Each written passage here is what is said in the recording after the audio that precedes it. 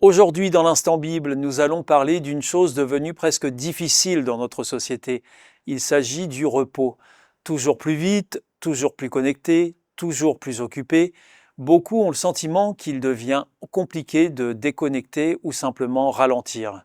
Et pourtant, nous sentons bien que notre équilibre intérieur a besoin de pause, de respiration, peut-être même de silence. Alors pourquoi avons-nous autant de mal à nous arrêter? Et que dit la Bible sur cette question très actuelle? Pour en parler, je suis avec les pasteurs Jétro Camille et Philippe Leduc. Le repos, une nécessité oubliée? C'est notre thème aujourd'hui dans l'Instant Bible.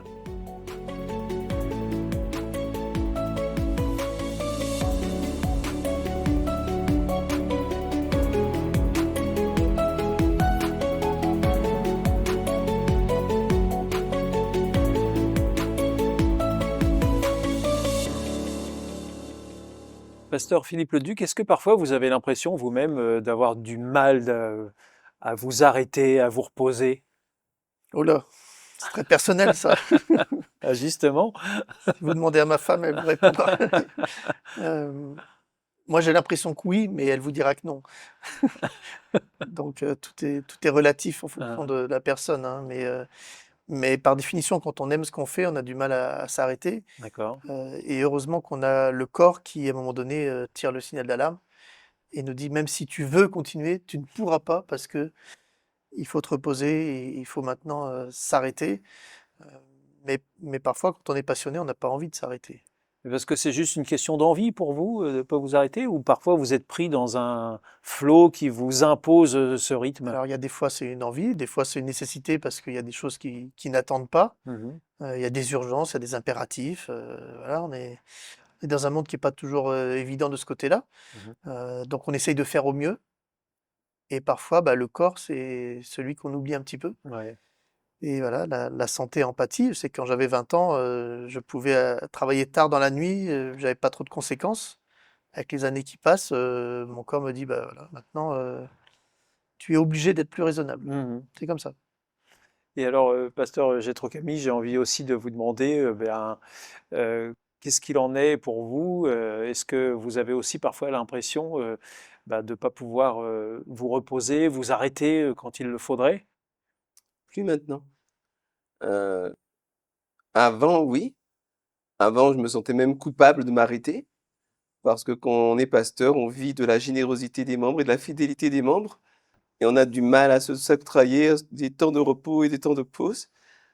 Hem et Pourquoi? fina Parce que c'est la culpabilité qui fait que vous avez du mal à vous octroyer ça quand vous êtes pasteur? C'est une culture. En fait, il y a une forme de mélange entre la culture, par exemple, française, qui est beaucoup dans la valorisation de l'hyperactivité. Hein? On entend beaucoup des gens, même des gens qui font pas grand-chose, dire: «Ah, je suis surbooké, j'ai trop de choses à faire, je suis pris jusqu'à la gorge» et cetera. C'est assez valorisé. Dans les pays nordiques, c'est pas comme ça. Dans les pays nordiques, on essaie d'être productif à fond jusqu'à une certaine heure et après c'est fini, on se donne le repos dont on a besoin. Donc il y a une question de culture et en plus de cela, il y a dans une certaine culture chrétienne, l'idée qu'on se sacrifie tout le temps pour Dieu et pour les autres. Mmh. Et ça peut devenir, bon, l'idée elle est jolie, mais ça peut devenir franchement malsain quand on le prend au pied de la lettre et qu'on en arrive à maltraiter son propre corps, ou pire, maltraiter par absence de soins et absence de présence, maltraiter sa famille parce qu'on n'est jamais là. Là, ça devient malsain comme manière de concevoir le christianisme. Donc, avant, j'avais un petit peu cette tendance-là. Et puis quand j'ai commencé un début de burn-out, ça m'a vraiment passé. Donc maintenant, je me donne le temps de repos dont j'ai besoin. Il y a toujours des sujets parce que j'ai différentes responsabilités. Il y a toujours, toujours, toujours des tonnes de choses qui arrivent qu'il faut traiter, qu'il faut traiter. Eh bien, je les traite comme je peux, quand je peux, et je prends du temps de repos. Parce que si je n'en prends pas, je ne serai plus capable de traiter grand-chose dans 5-6 mois, quoi. Mmh. Et alors, pasteur Philippe Leduc, est-ce que vous avez l'impression que le monde dans lequel on vit aujourd'hui, c'est-à-dire hyper connecté, eh bien justement occasionne aussi ce déficit de repos pour tout un chacun? Oui, et la société aussi commence à s'en apercevoir Mm. et donc essaye de lancer maintenant des mécanismes de défense par rapport à ça et encourage les citoyens à prendre des pauses, à s'arrêter. Il y a maintenant des cures de désintoxication pour pouvoir retrouver. un peu la maîtrise de nos emplois du temps, parce Mhm, que mhm. parfois on se fait vraiment bouffer par cette vie-là. Et, et je pense que la foi a des choses à nous enseigner là-dessus, parce que si on s'écoutait, on se laisserait porter par ce courant d'affairisme et au détriment de notre santé. Et à vouloir trop en faire, ben on est capable de rien après, hein. Et puis on est moins productif. Bah À oui. trop travailler, on devient moins productif. Et les entreprises qui mettent un temps de sieste, un temps de pause, qui Mm. donnent un peu plus de temps, ce sont des entreprises qui gagnent plus d'argent parce que les employés ben, sont en meilleures conditions tout simplement et donnent le meilleur d'eux-mêmes parce qu'ils sont bien traités. Et Pasteur Jétro Camille, est-ce que parfois on peut être fatigué, manquer de repos, sans faire forcément d'efforts physiques? Bien sûr, on est dans un univers où l'information arrive sans cesse. Alors j'ai essayé de regarder un petit peu cette semaine, la semaine dernière, une chaîne d'information en continu. Oui. On a l'impression quand même d'être un hamster dans une roue, vous savez, qui tourne à toute vitesse et qui ne va nulle part. Heu, donc j'ai compris très vite, j'ai pas l'habitude, mais j'ai compris très vite que ces gens-là, ils essaient de maintenir la pression et la tension pour que vous restiez devant, mais qui n'ont pas forcément d'informations pertinentes à vous donner. Parfois ils en ont, mais parfois ils en ont pas. Et est-ce qu'on sait d'où vient le missile qui est tombé sur tel endroit? Non, mais la conjoncture pense que, et si ça venait de, voilà. Et puis en fait, on peut être finalement assez stressé et assez heu, pris par un tourbillon d'informations, sans pour autant bouger physiquement. D'ailleurs, le fait de ne pas bouger physiquement est un facteur aggravant, Mhm. parce qu'on a aussi besoin de faire fonctionner, de faire de la cardio, de respirer, d'aller en plein air. C'est un moyen également de se reposer, de bien traiter le corps et de faire fonctionner le corps.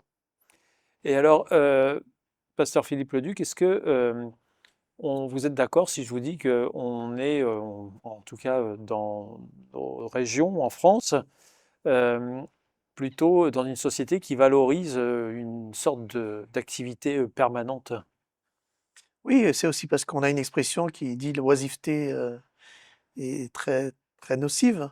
Donc c'est vrai que le fait de ne rien faire nous effraie parfois, parce on se dit on a besoin de remplir tout, hein, des cases.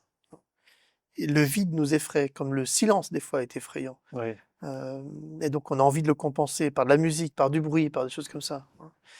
Euh, mais on se fait pas du bien hein, comme ça. Et donc c'est la même chose pour On se l'activité, fait être pas du bien. dans une activité Et, et permanente. on s'épuise, Oui. on se fatigue à outrance. Euh, donc à un moment donné, il faut devoir dire stop, s'isoler un peu, couper le bruit qu'on a autour de nous et commencer à ce qu'on appelle la méditation, Ouais. c'est-à-dire se poser, réfléchir, s'accorder du temps, parce que si c'est pas nous qui nous l'accordons, personne ne va nous le donner. Donc c'est à nous de faire le tri dans nos emplois du temps, de se ménager des temps pour nous, pour notre bien, pour notre épanouissement. Il faut le faire, sinon on va tomber dans un processus de destruction. Et on en voit des gens qui s'épuisent et qui tombent d'un seul coup, justement, parce qu'ils n'ont pas Mmh, su gérer leur temps. c'est vrai. Jétro Camille, est-ce que justement, de savoir poser des limites, de savoir prendre des temps de repos quand il le faut, c'est aussi sécuriser notre santé mentale? Ben, je ne sais pas si vous avez déjà été, super fatigués, messieurs. Je sais pas si vous avez remarqué que quand vous êtes super fatigué, on devient beaucoup plus susceptible. On réagit plus mal à l'agression. Vous avez remarqué ça? Mmh, bien Heu, sûr. il y a des raisons très simples à ça. C'est que vous avez une glande, j'en ai parlé il y a 2 émissions ou 3 émissions, une glande qui s'appelle l'amygdale, qui gère les émissions primaires. Décidément, elle a beaucoup de rôles, cette Vous glande. imaginez pas, c'est la même. Elle n'a pas changé depuis 3 émissions. Elle gère toujours les émissions primaires, elle gère notamment les dangers. Elle gère le danger, mais entre le centre de réflexion qui s'appelle le cortex préfrontal et l'amygdale, il y a une zone qui est une forme de zone tampon, dans laquelle le cortex va pouvoir dire: «Écoute, oui, oui, c'est un chien, tu as été mordu il y a 20 ans, mais» voilà, le cortex va jouer le rôle de modérateur un petit peu du sentiment de danger. Quand vous êtes épuisé, quand vous êtes fatigué, le cortex préfrontal et cette zone tampon qui va jouer le rôle de frein, elles sont moins efficientes et donc vous allez ressentir les dangers beaucoup plus grands. Et de la même manière, comme vous êtes fatigué, votre cerveau, votre intellect est moins performant. Ce qui fait que si mon ami Philippe me fait une petite blague un peu ironique, je vais être moins fin pour discerner s'il fait de l'humour ou s'il me taquine ou s'il m'attaque frontalement. Je vais prendre ça pour une menace directement et je vais répondre. Simplement parce que quand on est fatigué, on vit dans un monde qui est plus dangereux que l'on. Il n'est pas plus dangereux, mais on le On le perçoit, ressent, ouais. Dans la on le perception. ressent, on le vit comme étant plus dangereux, comme étant plus menaçant, et les gens, on les perçoit comme étant plus dangereux. Alors qu'après une bonne nuit de sommeil, on se dit, oui, qu'est-ce que j'ai réagi pour cette petite blague, c'était pas grand-chose. Finalement, je vais me contenter de rayer sa voiture et puis tout va rentrer dans l'ordre. On voit bien que le besoin de repos touche quelque chose de très profond chez l'être humain. Et justement, ce qui est intéressant, c'est ce que la Bible nous dit aussi à propos du repos et même de la nécessité de s'arrêter. Restez bien avec nous, c'est tout de suite dans l'Instant Bible. Alors, pasteur Philippe Leduc, est-ce que vous pouvez nous dire quelle place occupe le repos justement dans la Bible? Alors, bah, ça arrive dès le début, hein, Dès le début? dès le début. Puisqu'au moment dans le livre de la Genèse, on nous décrit la création et on nous dit que le processus de création se termine avec ce fameux jour de repos qui fait que Dieu va à la fin s'apercevoir déjà que tout était bon, hein. Ouais. Et Genèse chapitre 2, donc on est vraiment au tout début de la Bible, hein. Verset 2, Dieu acheva au septième jour son œuvre qu'il avait faite et il se reposa au septième jour de toute son œuvre qu'il avait faite. Alors, même si Dieu a besoin de se reposer, Alors à plus forte raison nous, hein. Alors dans ce contexte-là, un Dieu qui se repose, ça fait un peu bizarre. Donc dans ce contexte-là, c'est un Dieu qui cesse ses activités, en l'occurrence ici de création, hein. Donc s'arrêter de travailler, pour nous en tant qu'être humain, c'est se reposer. ouais. Pour Dieu, il s'arrête de créer, donc on va dire qu'il se repose. Ok. Euh, et donc voilà, cette notion de repos apparaît dès le début, et, et Dieu va dire, bah, je vais faire de ce jour de repos un jour spécial, une sorte d'anniversaire, mais un anniversaire qui vient pas chaque année, mais chaque semaine, qui fait que ce jour-là, eh bien, vous avez été créés, vous, êtres humains, comme des êtres qui fonctionnent comme 6 plus 1. 6 jours d'activité, on en arrive après à l'Exode, tu travailleras 6 jours et tu te reposeras le septième. C'est-à-dire un jour sur 7 doit être un jour de repos. Et les êtres humains qui ont voulu un jour s'arrêter avec ce rythme 6-1 ou faire une semaine de 10 jours sont vite revenus parce que physiologiquement, on n'était pas conçu pour tenir 9 jours. 9 jours d'affilée Ouais. de travail. Et si vous faites l'essai de travailler 9 jours d'affilée sans vous reposer, vous allez ressentir que Les conséquences. n'est pas, non, ça marche Ça pas. fonctionne Ça pas marche très pas. bien. Par contre, 6 plus 1, oui. Certains font même 5 plus 2. Mais, mais en tout cas, 6 plus 1, Moi, j'aimerais ça bien fonctionne 2 très plus bien. 5 plutôt. 2 jours de travail, 5 jours de repos. Et alors, pasteur Jétro Camille, quand Dieu demande justement s'arrêter comme ça à ce rythme régulier de 6 jours de travail plus un jour de repos, ce septième jour de repos, c'est vraiment pour le repos, cesser toute activité ou c'est aussi se mettre dans une disposition d'esprit différente? C'est-à-dire que pendant toute la semaine, on s'active, on travaille, on gère des soucis, on gère des factures, des problématiques avec les enfants, avec les conjoints, avec les collègues. Et puis en plus maintenant, on est très connecté, on a la télévision, on a un téléphone portable avec plein de nouvelles qui arrivent et il faut gérer le stress lié à la guerre par-ci, à la crise économique par là, le pétrole par là, enfin voilà. Quand vous avez un jour de repos, c'est un jour de repos total pour votre esprit. C'est un jour où vous prenez le temps de vous poser en face de vous-même, en face de votre Dieu. Si vous êtes croyant, si vous n'êtes pas croyant, allez dans la nature. C'est une manière de se retrouver en face de Dieu aussi, mais d'une autre manière. Euh, et de laisser de côté tout ce qui envahit notre esprit, remplit et fatigue notre esprit. Vous savez, le repos, c'est une nécessité vitale, littéralement. Si on ne dort pas du tout, ben, à un moment donné, les organes, les fonctions des organes se dégradent, puis on meurt. On meurt tout simplement si on ne dort pas.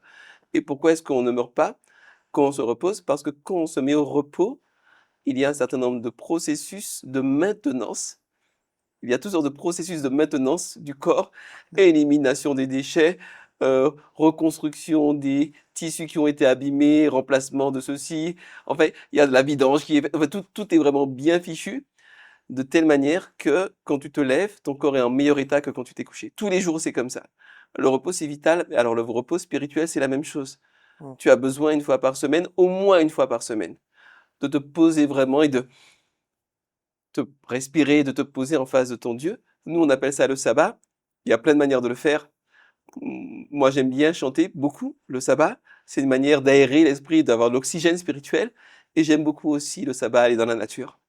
Parce que je le fais pas assez pendant la semaine. Je suis pris le métro, tout ça, vraiment. Aller dans la nature et entendre les oiseaux, de vrais oiseaux en chair et en os chanter, pas seulement dans mon smartphone, parce que j'ai une application pour des oiseaux qui chantent dans mon smartphone. Voilà, respirer un air qui ne soit pas pollué, se retrouver en face de la créature que Dieu a créée, de la création, pardon, que Dieu a créée, c'est un repos spirituel, un repos mental dont on a vraiment besoin. Alors, pasteur Philippe Leduc, quel est le lien que la Bible fait entre le repos, peut-être la paix intérieure et aussi notre santé mentale? Alors ce 7e jour de repos qu'on a parlé tout à l'heure, c'est un repos au sens large, mais c'est aussi un jour qui est mis à part où notre foi en Dieu va pouvoir prendre aussi une autre expression. On a 24 heures de temps qui s'est libéré. Mine de rien, on a quand même sur nos emplois du temps un certain nombre de marges de manœuvre, mais si on ne fait pas clairement, on ne met pas de côté des plages horaires, on peut se laisser prendre par, Ouais. par plein de choses. Ça veut dire que c'est une manière de se Donc protéger. le sabbat est là comme un signal pour nous rappeler chaque semaine que ce jour-là va être différent pour notre bien. Il y a un verset incroyable qui dit que le sabbat a été fait pour l'homme et non l'homme pour le sabbat. C'est-à-dire que ce jour à part, il est vraiment pour notre bien. Si on sait vraiment en profiter, c'est-à-dire jouer le jeu de tout déconnecter et de se recentrer sur l'essentiel. Jétro l'a dit, la famille, les autres, et pour le croyant, Dieu qui va avoir l'occasion peut-être d'avoir un peu plus d'attention de notre part que les autres jours. Alors, Jétro Camille, vous nous avez dit tout à l'heure vivre vous-même ce sabbat-là, tel qu'il est décrit dans la Bible. Qu'est-ce que vous auriez envie de dire aux gens qui nous suivent là, en ce moment, justement pour qu'ils puissent eux aussi peut-être goûter aux bénéfices de vivre un jour de repos à part, comme ça, une fois dans la semaine? Alors, j'aurais tendance à dire que il faut être attentif, il faut faire attention, parce que quand on est dans une religion qui respecte le sabbat, certains membres d'église ou certaines personnes ont tendance à ne pas bien comprendre ce verset tellement précieux que Philippe a Mm. cité. Ça n'est pas l'homme qui a été créé pour observer le sabbat, c'est le sabbat qui a été offert à l'homme pour qu'il se sente mieux. Et on peut se retrouver parfois avec des personnes qui vous disent le sabbat, tu peux pas faire ceci, tu peux pas faire cela, etc. C'est pas du tout l'esprit, je crois, qui est le bon.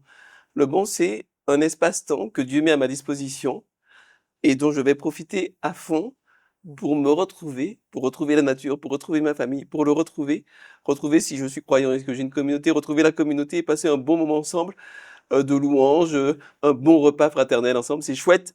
Moi, c'est ce que je préfère, chanter et manger. Mais enfin bon, ma spiritualité est très limitée, je le reconnais volontiers. Faire du sabbat, c'est délice, hein, c'est un texte biblique aussi qui Voilà, parle. fais du sabbat tes délices, fais-en un bon moment.